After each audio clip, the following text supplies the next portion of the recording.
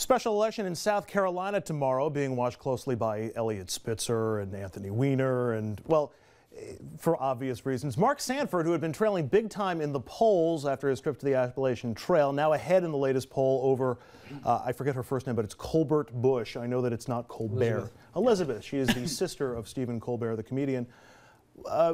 Really? Mark Sanford? Really? Yeah, I've spoken to people down there today, over the weekend too. They think he's going to squeak it out. Also, if you look at the polling you're talking about when he was down, the Appalachian Trail was years ago at this point. It wasn't during this campaign. But it wasn't during this campaign. Right. The issue during this campaign, after the primary and the runoff, he was at his wife's house for Super Bowl, which was against the agreement that he and his wife had with the children. So he was at his wife's house watching the Super Bowl with his son. That's the story. What came out in the complaint that his wife filed that was private and got leaked was she saw him walking off the porch steps with his BlackBerry out with a light on, trying to find his way out of his old house or whatever it might be. Right. That spun around very poorly.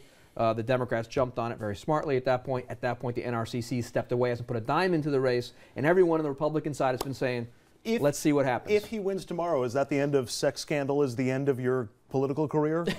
No.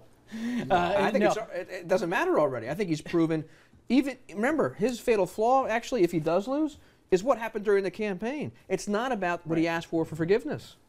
Let's think about that. No matter what happens, it's not a national issue. Well, we should point out it is a conservative district. Yes. I mean, let's point that out. And his former district. I also read today one of the people on Twitter was talking about the fat guy from Sean from South Carolina Patch, the Patch newspapers down there, said that Bowser was down there in the senior centers doing his thing. And I reminded Sean, I said, he was also working against Bob Turner. It didn't work out too well either. When Bowser's involved, we're going to take a break. Stay with us.